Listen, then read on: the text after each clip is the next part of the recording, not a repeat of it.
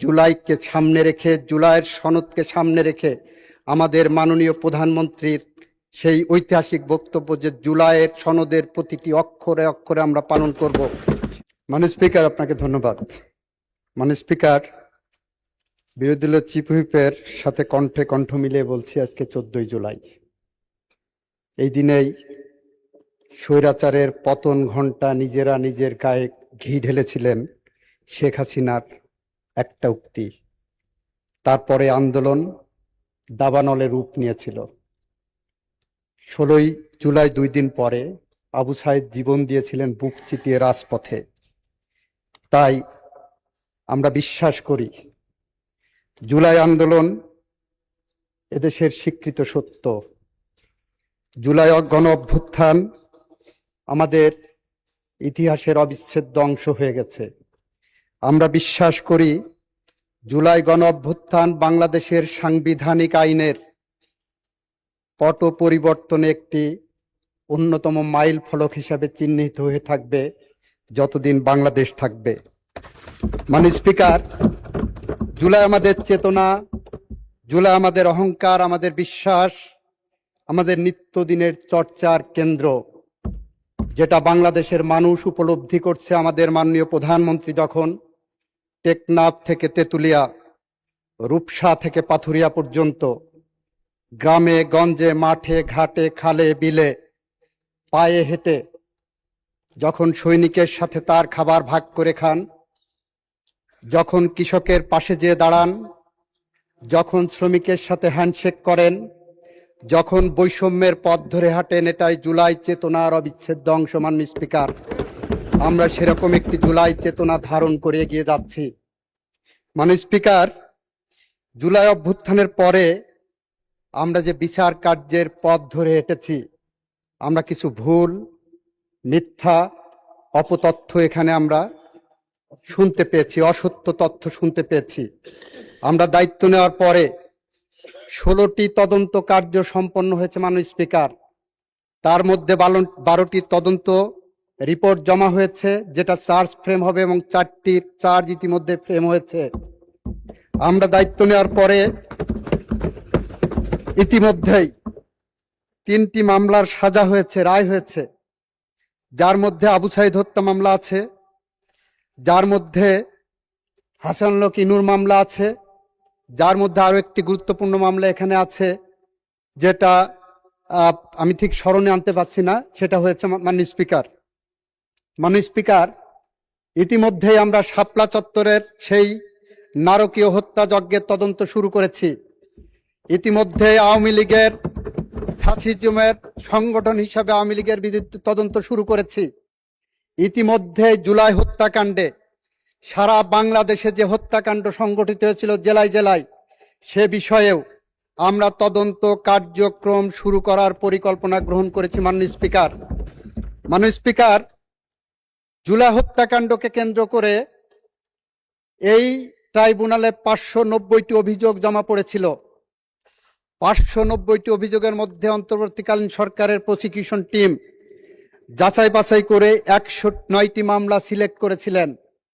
সেই 109টি মামলার মধ্যে 43টি মামলায় তদন্ত প্রতিবেদন দাখিল হয়েছে, 6টি মামলায় বিচার কার্য সম্পন্ন হয়েছে, 16 জনের মৃত্যুদণ্ড হয়েছে, 11 জনের যাবজ্জীবন কারাদণ্ড হয়েছে, 35 জনের বিভিন্ন মেয়াদে সাজা হয়েছে, 1 জন রাজসাক্ষীকে খালাস দেওয়া হয়েছে, 26টি মামলা এখনো বিচারাধীন আছে, 4টি মামলার রায় এখন অপেক্ষমান আছে। মাননীয় স্পিকার, এটা হলো তথ্য, রেকর্ড থেকে বলছি। মাননীয় স্পিকার, আমাদের মধ্যে, আমরা যারা জুলাই চেতনায় বিশ্বাস করি, আমাদের মধ্যে বিভেদের সুর দেখে দিল্লিতে বসে হুঙ্কার পাড়া হচ্ছে।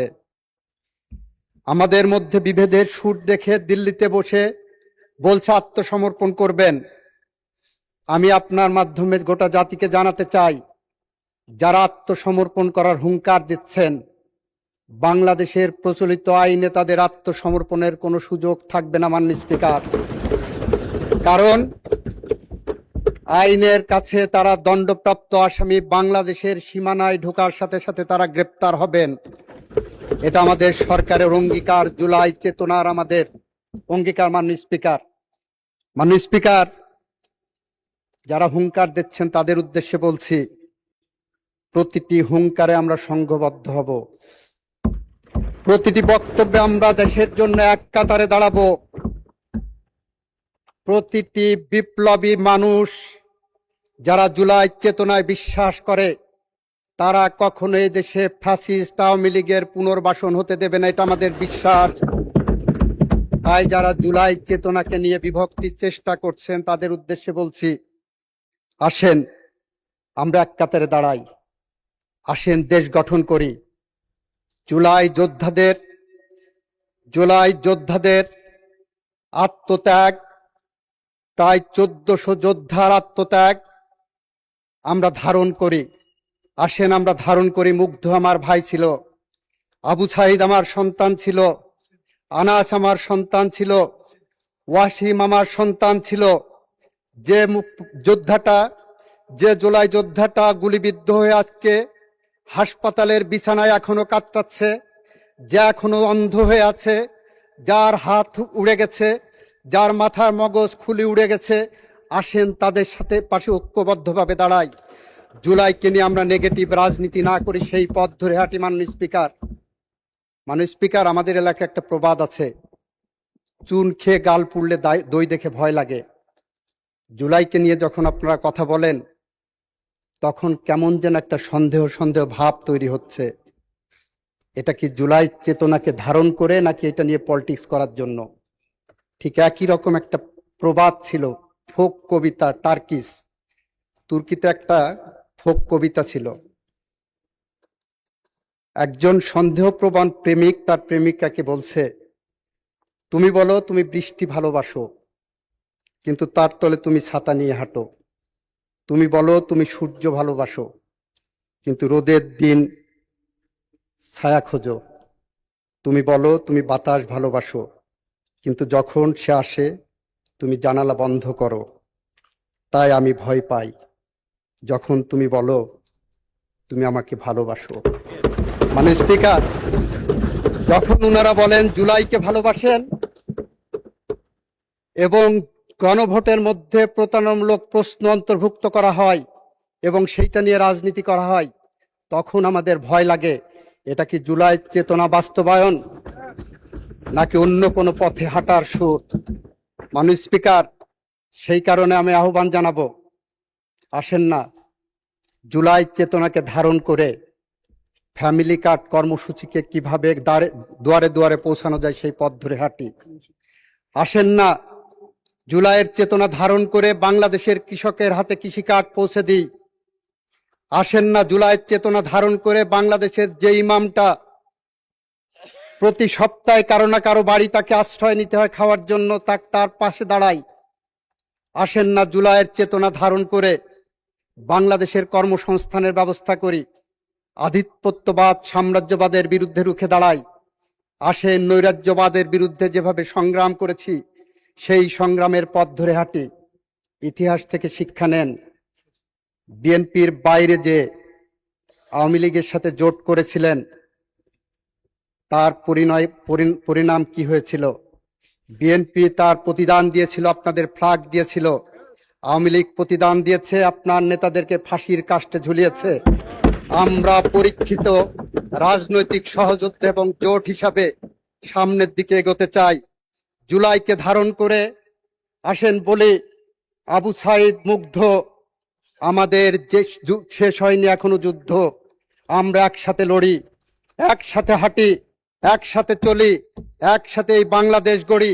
বাংলাদেশের টেকনাফ থেকে তেঁতুলিয়া পর্যন্ত বাংলাদেশের স্বাধীনতা সার্বভৌমত্বের স্বপ্ন, 52-এর স্বপ্ন, 69-এর স্বপ্ন, 90-এর স্বপ্ন এবং জুলাই স্বপ্ন এক কাতারে গেথে, এক সুতোয় গেথে আমরা এই বাংলাদেশকে সামনে নিয়ে গিয়ে যাই।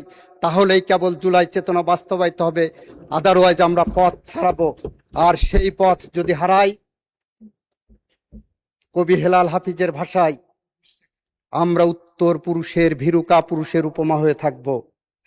আমরা সেরকম উত্তর পুরুষের ভীরুকা পুরুষের উপমা হতে চাই না।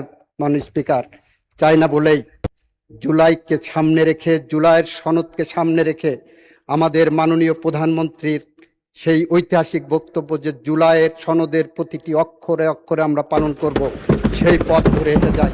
এই কথা বলে আমি আমার কথা শেষ করছি। আপনাকে ধন্যবাদ মাননীয় স্পিকার। আসসালামু আলাইকুম।